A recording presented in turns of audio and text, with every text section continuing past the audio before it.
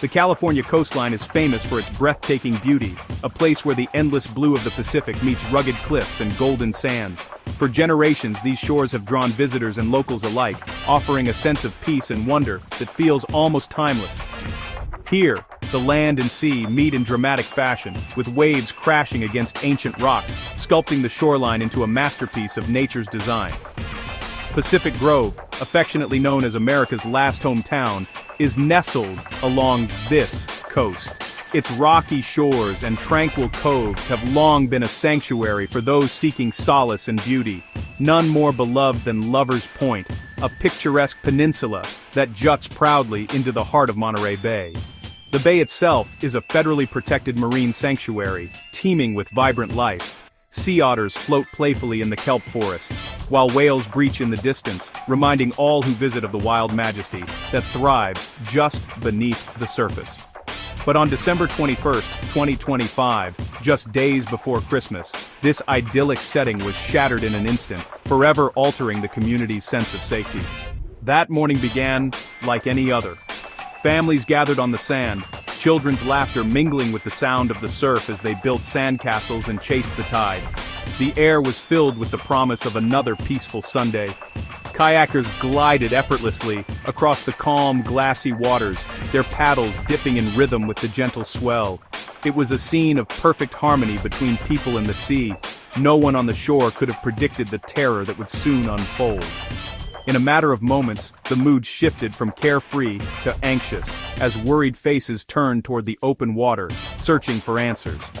What began as a routine Sunday swim quickly turned into a desperate search and rescue operation, casting a dark shadow over the town and drawing the attention of the entire community. A 55-year-old woman, a beloved regular in the local swim club and a familiar face to many, vanished without a trace. Her swimming gear lay abandoned on the sand, a silent testament to the suddenness of her disappearance. Authorities now suspect a shark attack, a chilling possibility that has transformed this place of joy and recreation into one of fear and uncertainty. News crews gathered, and police tape cordoned off the once inviting shoreline. The serene waters, which had always seemed so welcoming, became a stark reminder of nature's unpredictability and the hidden dangers that can lurk beneath even the calmest surface. As the sun set over Monterey Bay, the usual tranquility was replaced by the flashing lights of emergency vehicles. The community gathered in hushed groups, holding their breath and clinging to hope, united in shock and sorrow, waiting for news and praying for a miracle that might restore peace to their beloved shore. For a group of dedicated locals, Sunday swims at Lover's Point were more than just exercise. They were a cherished ritual, a tradition that marked the rhythm of their weeks and the changing of the seasons. Each Sunday morning, before most of the town had even stirred, these swimmers gathered at the water's edge, drawn together by a shared love for the ocean and the promise of adventure. The swim club, a tight-knit group of friends and neighbors, met every week, braving the cold Pacific together. They supported each other through every wave and every challenge, forging bonds that went far beyond the shoreline. The missing woman was a respected, experienced member, known for her strength, her unwavering confidence in the water, and her infectious enthusiasm. She inspired others to push their limits and to respect the power of the sea. She knew the currents, the marine life, and the risks that came with open water swimming. Her knowledge of the ocean was deep, and she was always the first to offer advice or reassurance to newcomers. These swims were a source of joy and camaraderie, a way to connect with nature and each other. The laughter, the shared stories, and the sense of belonging made every Sunday special. On that fateful Sunday, conditions seemed perfect. Calm water, good visibility, and a gentle breeze. The sun sparkled on the surface, and nothing seemed out of the ordinary. The group entered the water around noon, following their familiar route along the coast, confident in their routine and in each other. Laughter and encouragement filled the air, a scene of pure, simple joy, as friends cheered each other on and celebrated the freedom of the open sea. But in an instant, the routine was about to be shattered. A sense of unease crept in, unnoticed at first, as the group pressed on. The swimmers were not thrill-seekers. They respected the ocean and took every precaution, always looking out for one another and never underestimating the sea's unpredictability. Yet, on this day, their sanctuary turned against them. The water, once calm, became unpredictable, and the group was caught off guard. The joy of their ritual was replaced by shock and loss. The beach, once filled with laughter, now echoed with silence and worry. A community was left searching for answers, united in grief and hope, as they faced the unimaginable together. The morning began like any other, with a group of dedicated swimmers gliding through the cool, clear waters just off the coast. The sun was rising, casting golden reflections across the gentle waves, and the atmosphere was peaceful, filled with the quiet rhythm of strokes and splashes. Everything seemed perfectly normal, until without warning, trouble struck. Suddenly, a lifeguard on shore spotted something unusual, a dark shape moving swiftly beneath the surface, dangerously close to the swimmers. A possible shark was sighted near the group, triggering an urgent call to exit the water. Panic rippled through the group as the warning echoed across the waves. Despite the fear, the swimmers, experienced and calm, made their way back to shore as quickly and safely as possible, relying on their training and composure to guide them through the tense moments. Once on the sand, relief quickly turned to dread as they took a head count. One swimmer was missing. The group, now huddled together, scanned the faces around them, hoping for a mistake, but the reality was undeniable. The 55-year-old woman had not returned. Her swim cap and goggles lay abandoned on the sand, a silent testament to her sudden absence. Friends and fellow swimmers scanned the water, desperate for any sign of movement, calling her name into the wind, but found nothing but the endless rolling sea.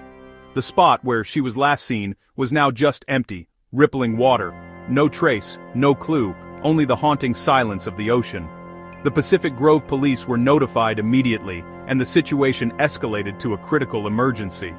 Search and rescue teams rushed to the scene, combing the shoreline and scanning the waves for any sign of the missing swimmer. The disappearance happened in seconds. One moment she was there, swimming among friends, and the next, she was simply gone, leaving behind confusion and fear. There was no struggle, no cry for help, just a sudden, silent vanishing that left everyone on the beach stunned and searching for answers. Authorities quickly classified the incident as a possible shark attack, sending shockwaves through the region and drawing the attention of the entire community, who gathered in disbelief and concern. What began as a routine morning swim had now become a local tragedy, and, within hours, national news, leaving a community searching for answers and mourning a sudden, inexplicable loss.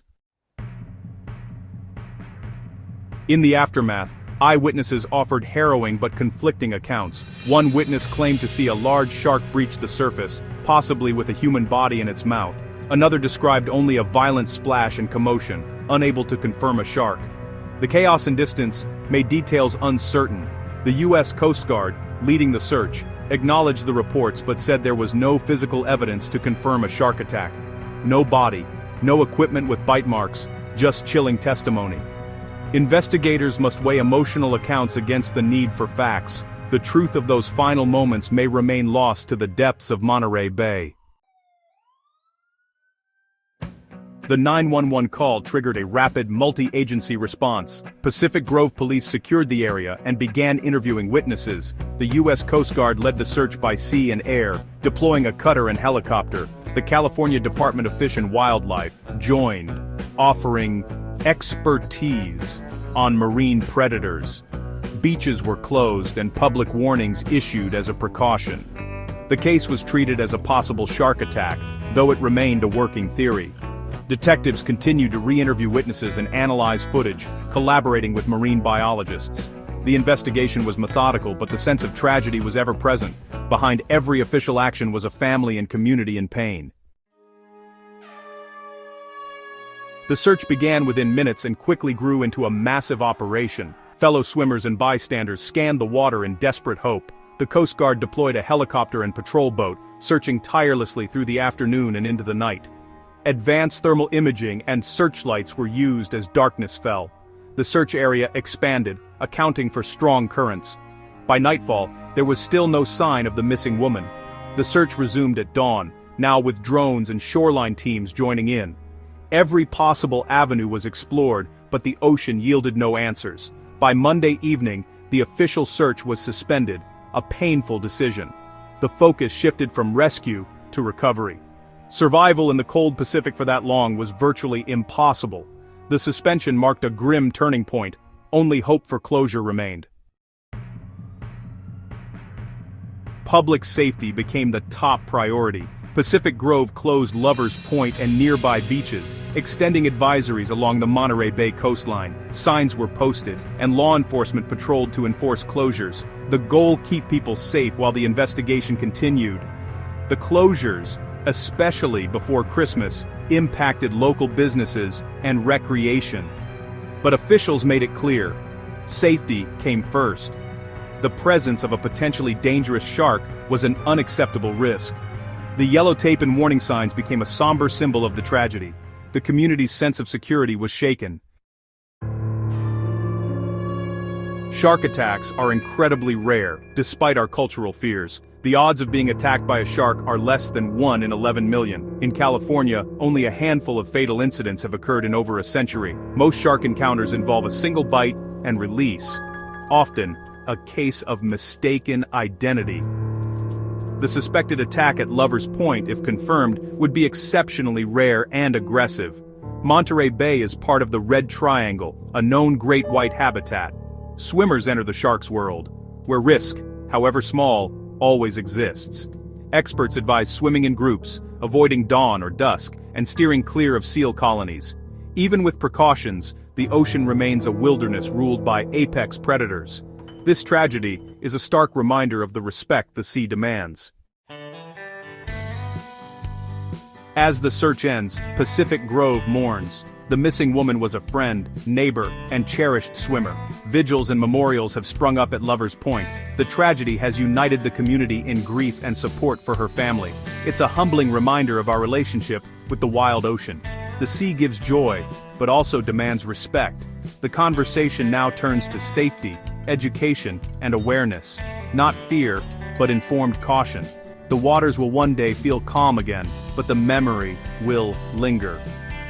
The story of that Sunday will become local lore, a cautionary tale told with sadness and respect.